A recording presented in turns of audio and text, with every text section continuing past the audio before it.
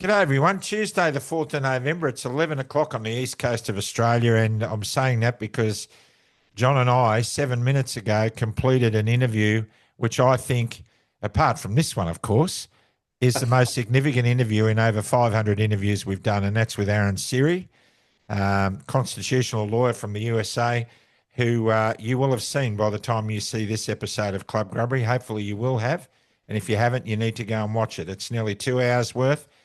We were going to break it into two parts, but you can do that yourself. If you need to go to bed and watch it again tomorrow, do it. But please watch it and share it, for goodness sake. So we have, of course, Rosemary Marshall and Aneeta Huffmeister, two of Australia's biggest troublemakers, apart from you, John, who are joining us on our program again. They're regulars. We love having them. They get lampooned, they get lambasted, they get chased, they get fined. They have city councils tearing their hair out. They have little garden gnome mayors in the Blue Mountains having sleepless nights. And we've got them on Club Grubbery, John. How lucky are we? Couldn't be luckier, Hoody. There's no doubt about it. They quintessentially Australian, and what a great advocacy service they are out there fighting for mums and dads and Australians, and alerting people as to what's going on with this vaccine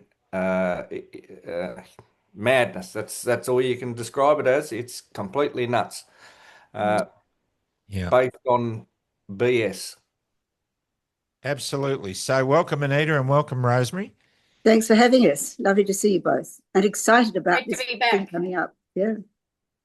Yeah, well, so Great to we're be going here, to guys. we're going to unpack the trip you're about to do, and you're going to some pretty significant places in New South Wales, and we'll talk about that in a moment. But I just want to backdrop what we're going to be discussing today and the importance of it by making a statement about myself. Because to be honest with you, about 5 years ago, I couldn't see the issue with kids getting vaccinated. My kids were vaccinated. As far as I know, I was vaccinated, but back then you only got about three. As late as 2019, I think it was, I was attacked by a feral cat and I went off to have the tetanus shot, which I now know is one of the deadliest things you can do. I'm grateful that I'm still alive, and I think it's because my immune system is carrying me through this because of all the other things that I've had happen. But knowing that the interview was coming with Aaron Siri, and I thank Tony Nikolic for organising that through Johnny when Tony was in America for the funeral of Charlie Kirk. Charlie Kirk. I can't believe I've got that much in my head at the moment. He managed to run into Aaron Siri, and they had a discussion. And as a result of that, thank you, Tony, for getting this interview. So I spent 4 days literally doing nothing else other than eating and sleeping, bathing in the light of Aaron Siri and the evidence that he's uncovered. I've done that tearfully. Michelle has been in tears with me. I've had sleepless hours when I have been able to get to bed.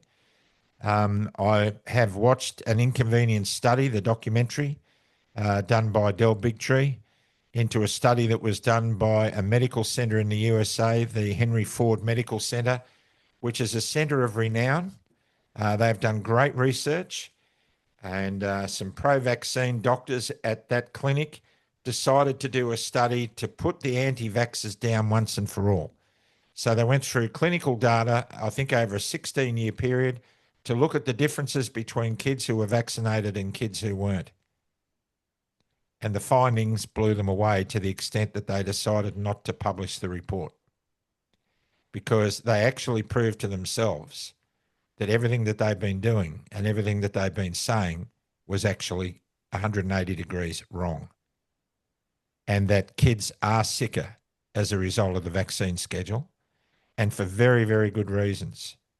Now, I want to go through some of the things I uncovered. I watched the documentary twice, an inconvenient study. It's free. You can get it. We'll put the link up.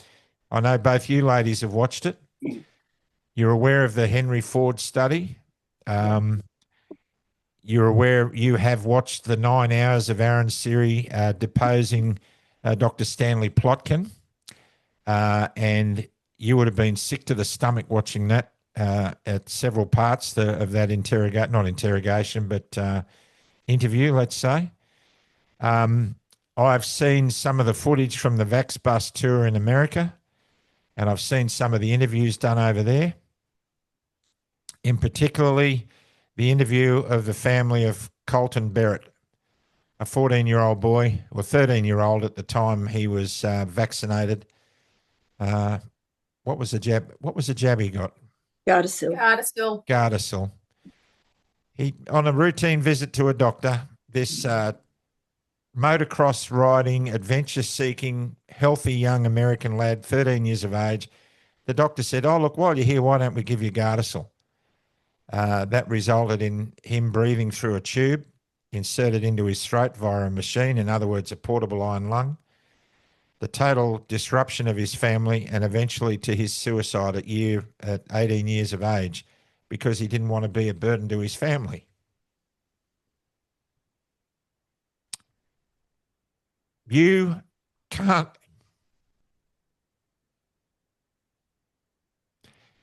watch that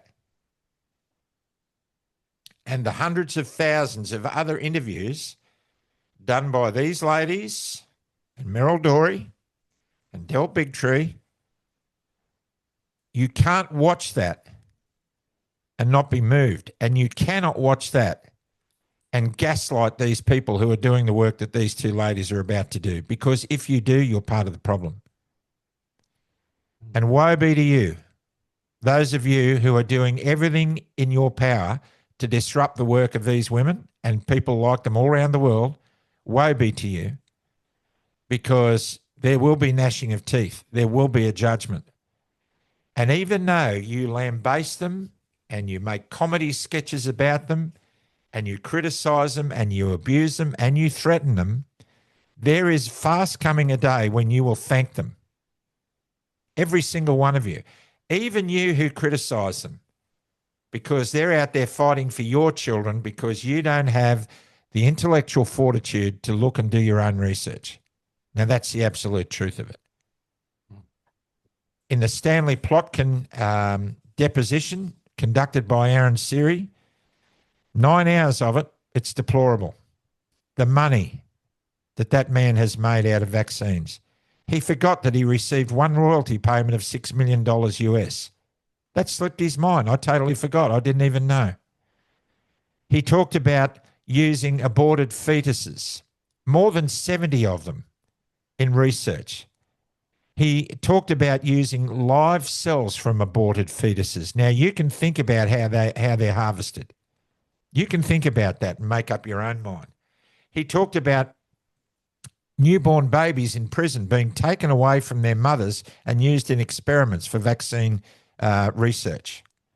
He talked about people who don't have much opportunity to contribute to society, of course, are the guinea pigs for big pharma and medical research and scientific research. He talked about the content of vaccines, cells from the kidney of monkeys used in polio shots, blood serum from calves and cattle, bovine serum, which obviously now we know leads to dairy allergies in children, gelatin from pigs, aborted fetal tissues, live cells cultivated from the lungs of aborted fetuses, SV40 cells used in vaccine cultivation, SV40, the simian virus 40, taken from simian monkeys. Oncologists around the world have said that the SV40 content of vaccines is the building block for turbo cancers, which is decimating the global population at the moment. Pig viruses, circovirus, MSG. You go to a restaurant, a Chinese restaurant, and you ask the waitress, "Is there any MSG in my noodles?" And if she says no, you eat it. If she says yes, you're horrified and you walk out. But you don't even ask the question of what's in the vaccines being jabbed into your children multiple times before they're 16. Woe be to you. Woe be to me, because I didn't ask those questions either. That's what this program is about. It's not about just a jovial jab at the mayor of the Blue Mountains. It's not about us laughing and joking about some of the funny things that have happened on tour. This is life and death. That's it. Now, you can believe that and get on with the job, or you can disbelieve it and go back into your rabbit hole, because I tell you, it's time to wake up. Johnny Larder?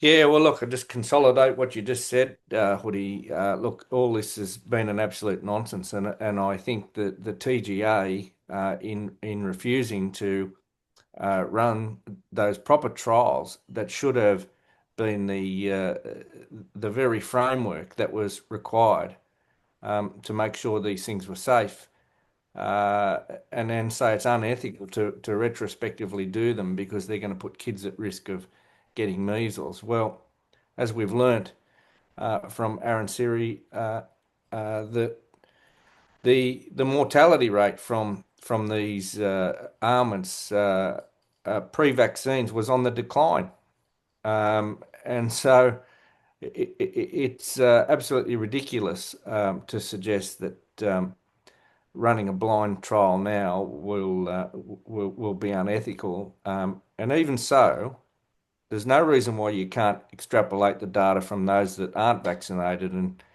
run trials. We've got the Amish. There's so much data held, even in New South Wales alone, in relation to all this. So it's absolutely mad that this stuff is going on. I mean, it's like a car company saying that their product is safe. It's got a 5-star ANCAP rating, but they've never tested the vehicle. They've never put it through a crash test. And then saying yes, everything's okay. It's fraudulent, absolutely fraudulent what's occurring, and we should be getting everyone to ask those questions about what's going on, what's in the product, what's the damage that's being caused, and it's about the risk versus the benefit, and the benefit that's being received. And in my humble opinion, the benefit does not outweigh the risk. Absolutely. That is so true. And I allude to a study that was done by Dr. Peter Ave, who has been vaccinating children in a wonderful clinic that he set up over there to do lots of other work as well. But he's been working for decades in Central Africa. I think he's from Scandinavia. And he's vaccinated many, many children. He's got the data for decades. But he started to notice that his vaccinated kids were getting sicker with more diseases than his unvaccinated kids. And he commenced a study, which is groundbreaking, which has been dismissed by the World Health Organization.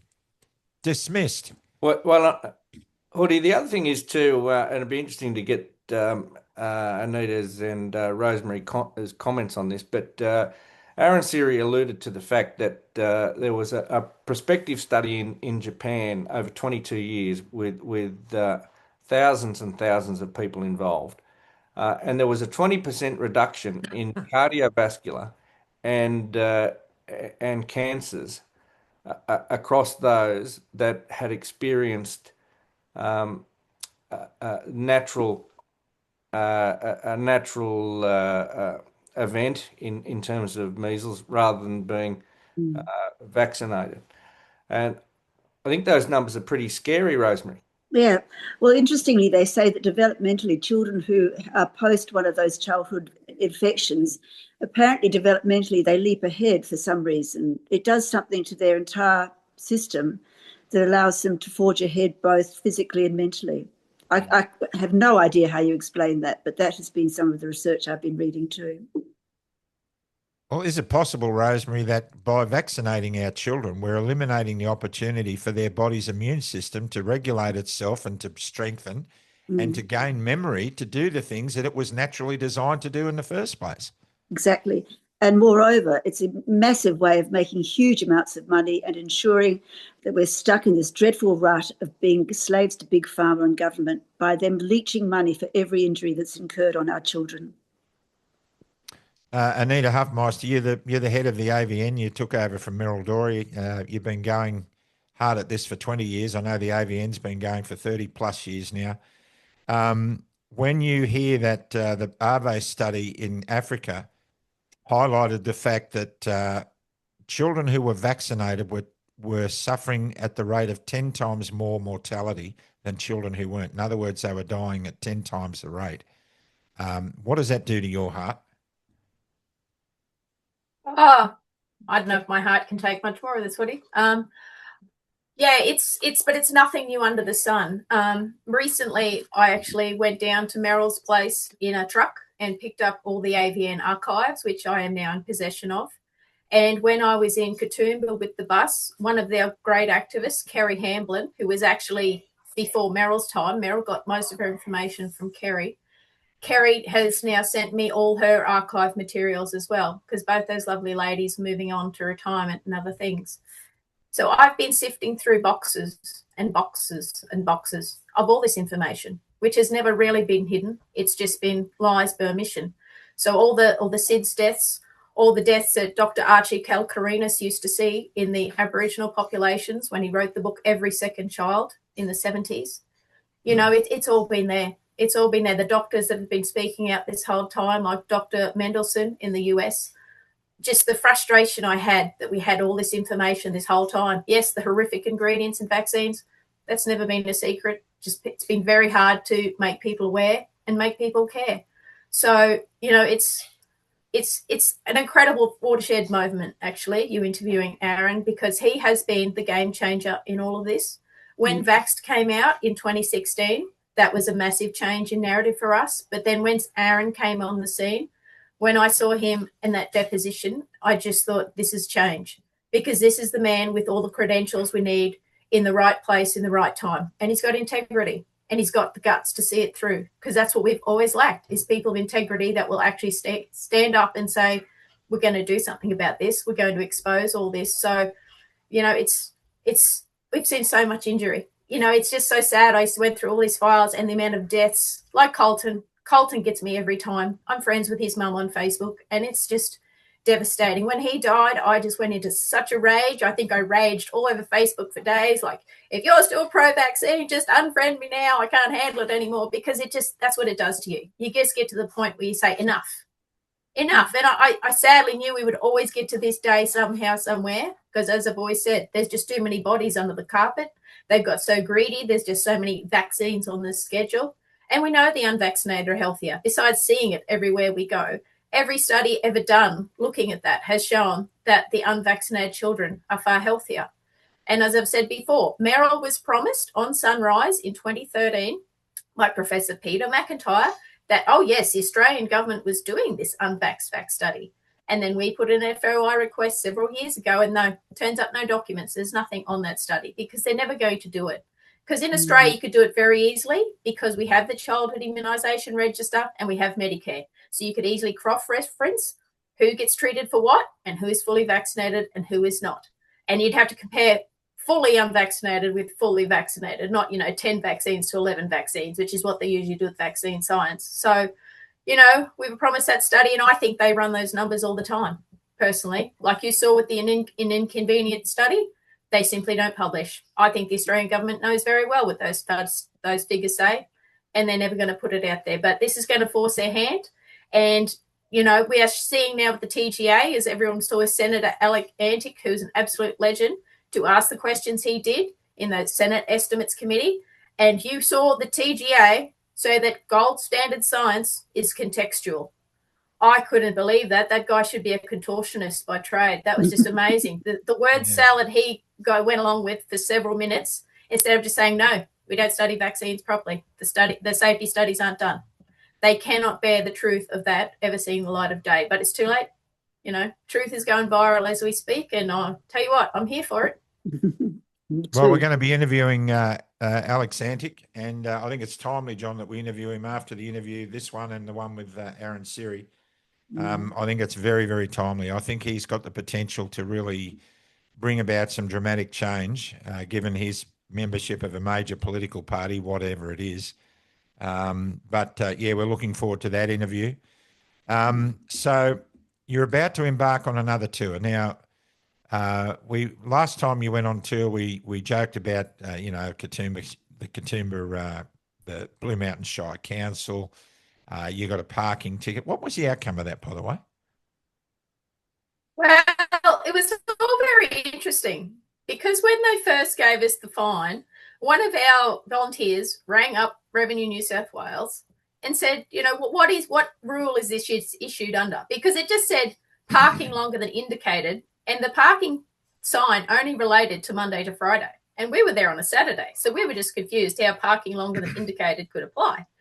And we were told that it was that rule, the parking longer than indicated rule. So we're like, okay, well, that's easy to dispute because, it's just not true. And then we got a reply several weeks later saying, yes, the sign was from Monday to Friday. And yes, you were there on a Saturday, but we can't cancel the fine. And we're satisfied that it was all done properly. And your next option is court. And we went, that doesn't sound right. So I rang Revenue New South Wales and said, what rule was this issued under? And then they told us it had been issued under a different rule. And I said, okay, but that's not what the fine says. So you've now changed it to a different rule we broke, but that's not what the fine says. So in the intervening days, I was talking to lawyers and, we had quite a community that were quite keen. Like, they're like, go to court. We're going to we're going to be cheering and we're going to have this big crowd there because we want to see this all come about. But anyway, a couple of days after I rang them and said, what we got another notice saying our fine had been cancelled by Revenue New South Wales, but the Blue Mountains Council may still choose to issue us another fine. So, but we have not received another fine as yet, so I'm guessing that's the end of that. But it was all quite hilarious and ridiculous, and what a waste of everyone's time. And honestly, I don't know what he thought that little stunt would do, but it actually got us a lot of more support and attention and all the things he doesn't want us to have. So we couldn't thank him enough, really. Yeah, who are we thanking again? The little garden gnome up there. What's his name? Greenhill. Yeah. Greenhill. Mark Greenhill. Welcome, Mark. We'd love to have you on Club Grubbery. We really would. We can accommodate you any time of the day or night to discuss your concerns about the issues, and perhaps we can give you some links to Aaron's Siri and the Plotkin deposition. All that sort of stuff might open your eyes a little bit. So the last tour you did was a success. There's no doubt about it, because I think every tour you do is a success. You're bringing attention to what's going on. You're giving a voice to people who are breaking their hearts, who need to be heard and not gaslit. And we know that this tour is going to be a success too. So tell us about it. Where are you starting? Where are you going? And how long are you on the road for? You want me to take that, Rosie? Oh, I'll do that. Yes, thank you. Yes, we're leaving. We're heading to Wollongong on the 10th, and on the 11th at Kiama, Nara on the 12th, Ulladulla on the 13th, Narooma the 14th, Merimbula the 15th, Yass the 16th, Goulburn the 17th, and Bowral on the 18th. And if you go to the website, theavn.org.au, to make a booking, we'd love to meet you. We've got a couple of places where we're not making bookings, but come along and see us. We could always do one of the 2-minute videos that I do at Forest of the Fallen. I really feel like there's a huge change in the public with this one. And I notice it at the Forest of the Fallen as well. I do get still the odd person who'll come up and say, oh, that's in the rearview mirror, we've all moved on. But it's a shame they don't see what I get sent to me. Just in the last 2 days, I've had 2 very, very sad messages from 2 different people. Someone, Justin, who messaged me and said that he had such terrible pericarditis in 2021 that they had to drain his heart. He was in hospital over Christmas for 12 days and lost 3 months' worth of work. And another very, very upsetting message from Fiona in Melbourne, who was a dog walker. She can't walk now. She's had 23 visits to emergency. She has so many problems now, and she comes from an Italian background, and many of her family in Italy have been decimated by these. She tells me that their whole villages, families have just been wiped out by these COVID injections. So I don't really think it is in the rearview mirror. And as we look forward, I think there's going to be a lot more heartbreak happening, which we're preparing ourselves for on this tour. Johnny. Yeah, I think that's right. I don't think there is. It's not in the rearview mirror. People. It's very sad, when you're talking about those personal experiences. I mean, more and more, I think people are now getting those people talking to them about it. People are experiencing these really unusual events. Just going to the doctor and getting a bit of pain in the shoulder, and then being told that they've got stage 4 cancers. And I just don't. That obviously occurred pre-COVID, but I don't. I don't remember hearing such the stories with such intensity and so many people. I mean, the fact that you can run that forest of the fallen on the beach there, Rosemary, and just people that are walking by that are obviously minding their own business, going for a walk, are lured in there and engage with you and tell you more. Well, we get between 6 and 10 every time we do a forest. And nearly every time we do a forest, we get confronted by someone from the medical profession who gives us an earful and says we're wrong and we're lying. It really doesn't worry us anymore, because I just cannot understand how they can be so rusted onto that narrative still when there's so much evidence. But I've sort of given up even trying to argue with them. So really, my focus now is my alarm that we've still got 3 factories making more of this poison, and our government is doing nothing to put an end to it. It bewilders me how this can be still happening. Aneeta, has that been a really significant add-on, the Forest of the Fallen to the vaxxed bus? Going forward, it's obviously helpful. Oh, like with the bus, absolutely. It certainly gets us more attention. I think we get more trouble for the Forest of the Fall than we do for the bus. Rosie's a real troublemaker. No, it's powerful because like the bus, it's a memorial. And people, like, you can have, if you're going to diss a memorial, what kind of person are you? I don't know. It's very confronting. And I mean, forest is so powerful because it's, and because people do them everywhere and anyone can do them, a few sticks and a few photos, like it's so accessible. I mean, a bus is a big thing, and to resource it and all the rest of it. But, people all around Australia, mums and dads, can run a Forest of the Fall whenever it suits them. And, it's just, it's doing nothing is not the answer ever. So as long as people are all out there doing something, it's so powerful. And you see those interviews, Rosie gets just snippets of them. They go so viral because so many people can relate to them. And, the bus stories are horrific, but it's also very powerful that, yes, those people have just happened upon Rosie and just, oh, I'm affected too. It is really a powerful, powerful medium. And I just love that, most people just leave them alone now, like councils and stuff have just given up because, they know the writing's on the wall. So no, it's been so powerful. And for me, it's just been so wonderful meeting Rosie, because that's been the best part of this journey is you meet the best people, and Rosie's just an incredible human being, and her determination, she gets out there every weekend and just does her thing. And my goodness, she's a powerhouse. Well, following in your footsteps, the old guard have been doing it for 30 years. It's incredible. Incredible. I was going to say, you ought to talk, Aneeta. I've got to say, well, let me ask the question for people who are really wanting to come along and visit you guys on the road. You turn up at Ulladulla, for example. Give us an idea of what happens when you pull up and what happens from then till the time you pack up and go. Okay, so we have interview booking links on the website, and how we learnt that was when we very first toured with the bus, and we had lots of horrific injuries turn up because we just turned up with the bus, and it was just first in best dress. So sometimes you'd have horrifically injured people wait 6 hours during the day for an interview. So that's why we have booking links on the website. So if you're an injured person, you go to avn.org.au, follow the links through there to book on the bus. So we've got all our bookings for the day, people that have booked in for interviews. So we arrive at our venue. Hopefully our venue's happy to see us and it hasn't been trolled overnight, because we've actually released our venues this time. We haven't done that since before probably 2017. We've had to hide our venues because, they just get trolled and attacked, and it hasn't happened this time. So yay team, I think the change is here. So now we'll turn up at a venue.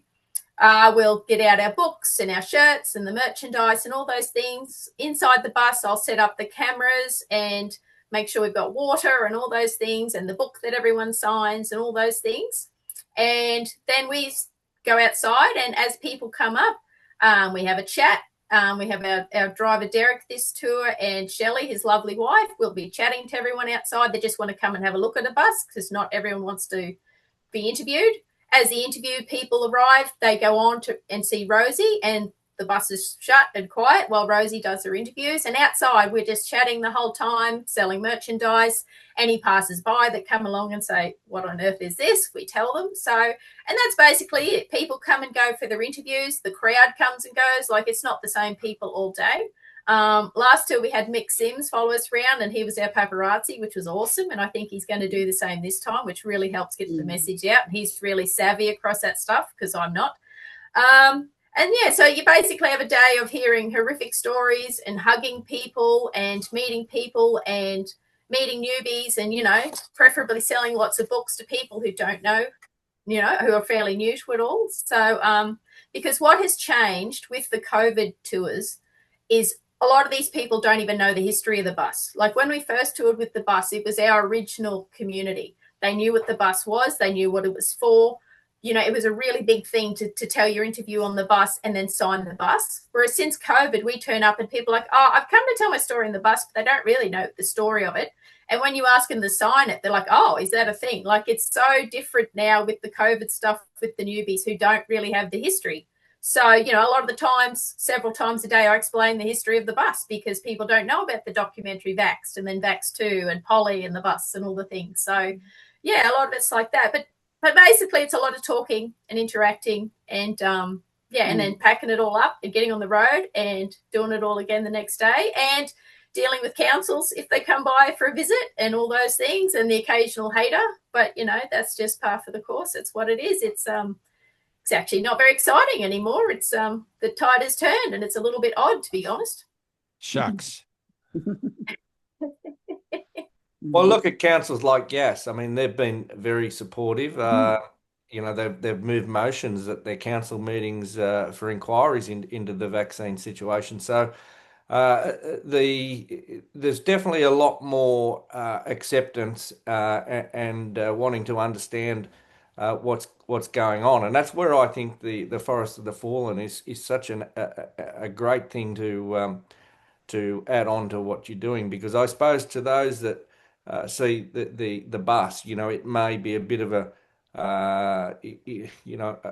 a big jump if they're of a mindset that they don't really want to know. But I mean, to fall into that Forest of the Fallen, even by accident, it's hard to not be overcome by what you're reading there. Does seem to work. Well, I think it loosens the conversation, and you can chat to people. I don't understand why so many people with the COVID injections have felt some sort of shame about admitting what's happened to them. And I think that's really helped on that score. And I noticed the people who are contacting me in more recent times are saying, I haven't told anyone, or I haven't felt comfortable talking about it. In fact, the girl I mentioned earlier, Fiona, she said to me she got these vaccines because her neighbours were calling her an anti-vaxxer and they felt threatened by her. So she got the vaccines, she took 2 Moderna and became incredibly unwell. And then they called her an anti-vaxxer again. She was pilloried and disregarded and shunned. So can't work that logic out. Anyway, she's wanted to talk. I watched the Senate hearings in the States with Aaron Siri and Ron Johnson last night, and I watched at the end when Dr. Jake Scott from the Stanford University made a plea for everybody to be gentle with the doctors and the medical professionals and to act with some civility. And stop threatening them. And if you watch that, and I encourage everybody to watch it, the response at the end from Aaron Siri tore him to pieces. How dare you lecture us on civility after everything we've all been through? But I think that's happening less and less. And we can thank COVID for that, because this fight started long before COVID. And as much as we're starting to understand more the dangers of the COVID vaccines, I'm still heartbroken at what the childhood vaccination schedule has done. And that seems to always fall by the wayside since 2020 when COVID came. So we must all remember, those of you who think, no, that's in the rear vision mirror, It's not, because your kids and grandkids most likely have been through this, and you don't know what time bomb is ticking there. We need to ask the question, are your children healthier, do you think, than you were when you were kids? Has the new medical regime that you've brought your children up in served them well or not? Are they always sick? Are they always having allergic reactions? Is it food additives, or is it their body is unable to cope because of the vaccines? Are they on the spectrum? Are there behavioural disorders? Are there learning disorders? And are they being subjected to an education system, which is an indoctrination system, at a time when they're ill-equipped to deal with the information that they're being given and processing it because of this vaccine schedule? All these things are valid questions that you need to ask yourself. So rather than criticising anti-vaxxers, start asking yourself why the number of people in that cohort is increasing exponentially, which it is. Yeah. Can I just say something also about young people? I spent the afternoon yesterday with George Keswick, who, as you might know, he goes to the pharmacies and delivers the cease and desist notices. And we visited 9 yesterday, and only one was fully aware that under 18s should not be having any more COVID vaccinations. All the others were quite prepared to have kept going with them. The TGA has done an appalling job of informing pharmacies and doctors, I imagine, that they shouldn't, no one under 18 should look at it, aside from the fact that no one at any age should be looking at these anymore. People are up to their 9th. I meet people who've had 9. Yeah, well, where's the AMA? You see, this is where it all gets very murky, doesn't it? Where you would think at some point, I mean, how many organisations are there that could have blown the whistle on stopping this for under 18s? I mean, the advice has come, there'd have to be half a dozen at least, various statutory authorities, whether it be the health department, AMA. Why aren't schools sending notices? Why aren't schools sending notices home to their parents? Education department, exactly. Pharmacy. Yeah. I mean, how many of these people does it take to ignore the situation? I mean, Hoodie, you know, like if a service bulletin came out on an aeroplane from the manufacturer saying that this had to be fixed, and that was not communicated by those in the chain of supply, there would be hell to pay. Well, Yep. what happens here? Yep. Now, look, I think our primary objective still has not changed, and that is the information that we share together as in these interviews and all the work we're doing.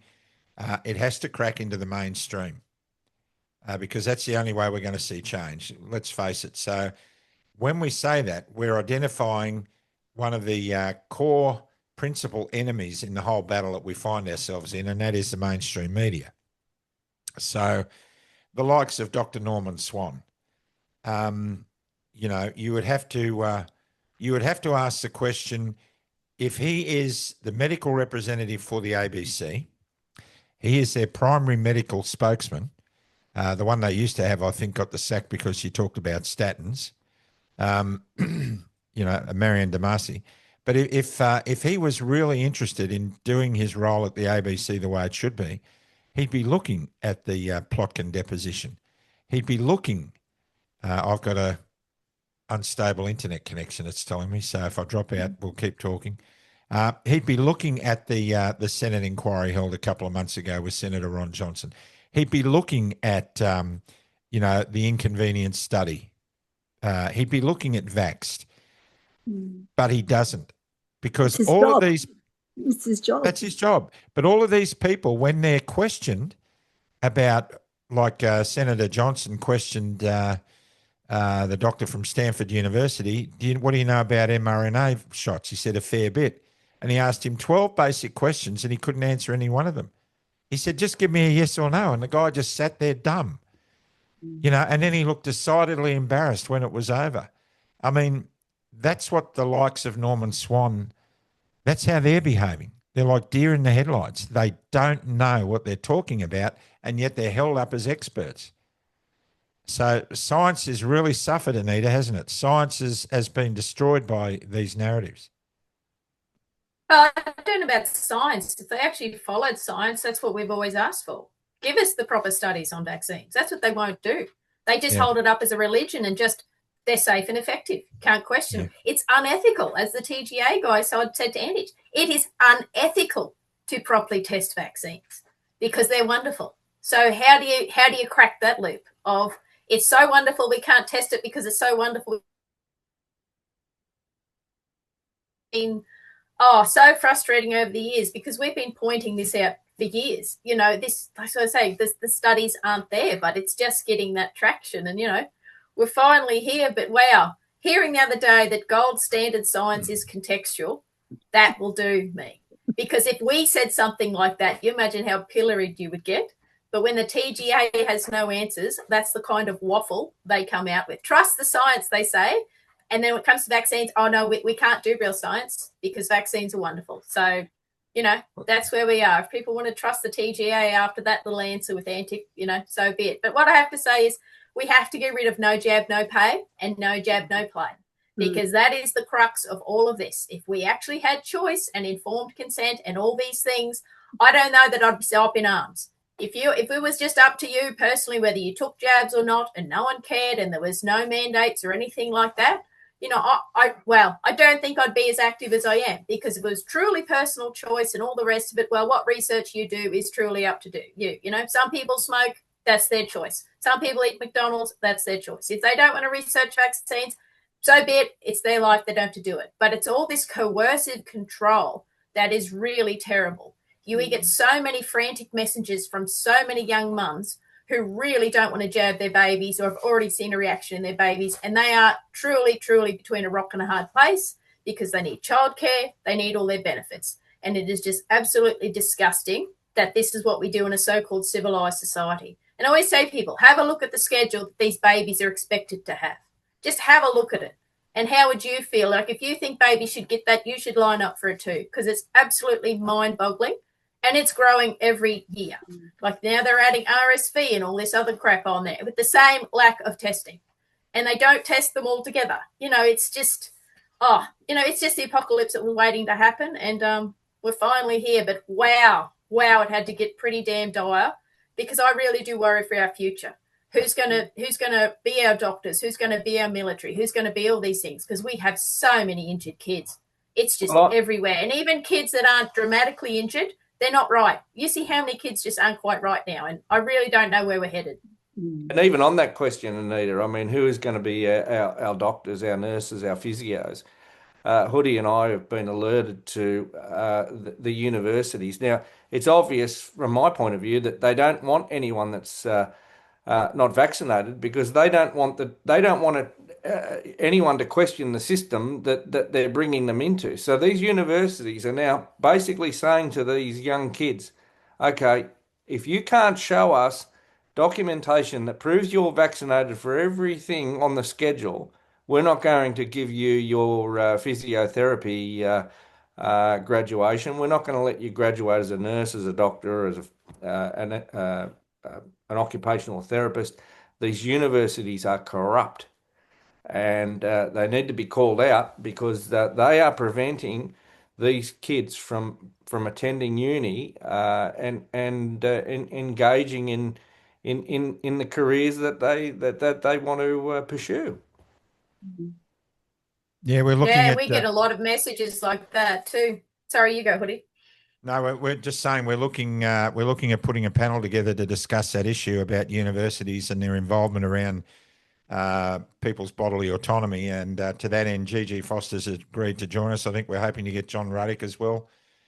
Johnny, I don't know whether you've had an answer or not, but that's happening next week. So we're going to just continue this thread as we have been forever. So we can see obviously that there's a lot more traction. We can see that the tide is turning. And all we can do is keep pushing this stuff out. But in order to do that, we have to be rational and reasonable. And we have to make sure that when we're in front of a mainstream camera or we're being interviewed on radio or doing talkback, that we speak the facts as they are and that we're compassionate and disciplined about the whole thing. That's how we get traction. But the minute you give the mainstream some reason to say you're a nut job, it's all over Red Rover.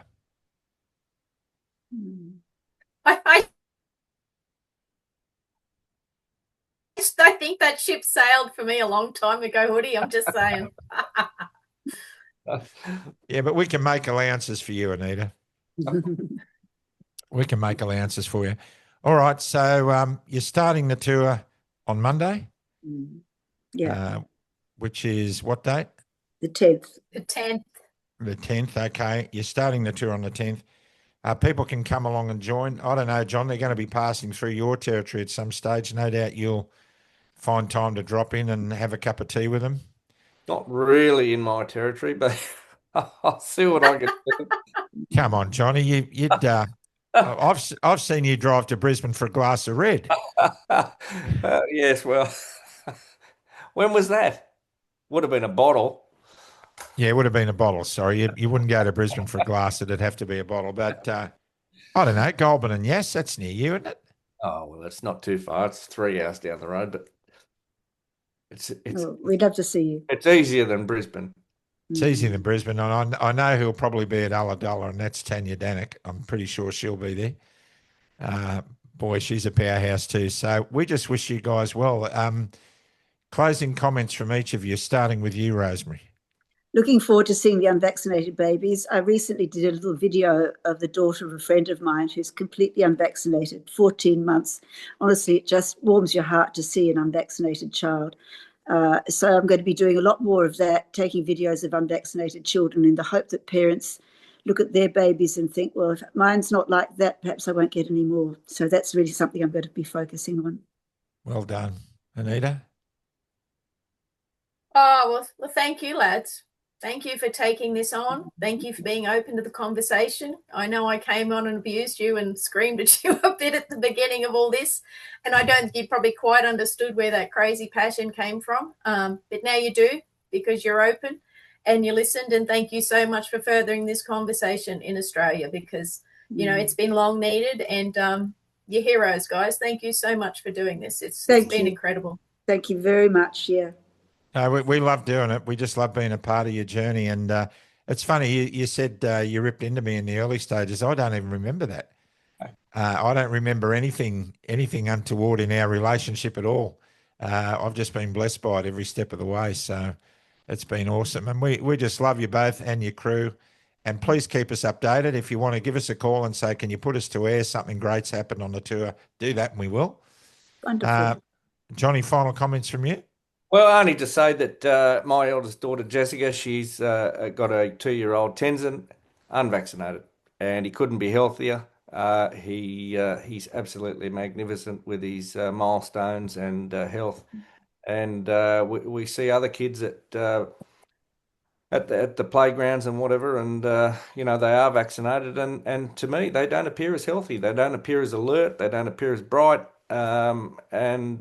You know, I'm absolutely convinced that there's a significant link to these childhood vaccines. They're not safe. They're not effective, and there should be a review by the government to halt the whole lot. That's exactly right. You know, there's a faraway look in their eye, isn't there? The kids have been back. You just notice this faraway look. Out of the 22 grandkids, we've got 6 of them in the one family. The minute they're born, Dad is with them. Dad stays with them when they go into the ward or wherever the nurses take them. Dad is right behind them. He makes it very clear there is no way those kids are getting any needle put into them at all. And you wouldn't want to cross him. He's a pretty big bloke. And I can tell you, they homeschool their 6 kids, and a happier bunch of kids and a healthier bunch of kids you would never wish to see. I tell you the truth. It's uplifting to see it. Yeah. The proof of the pudding's in the eating. Yeah. So I just want to say a prayer, and we'll bring this one to a close. Thank you. Dear Lord Father in heaven, bless the Vax bus. Bless the AVN and all the people who drive in her and sail in her, Father God. Bring them to people who need to be able to speak their truth in safety and comfort.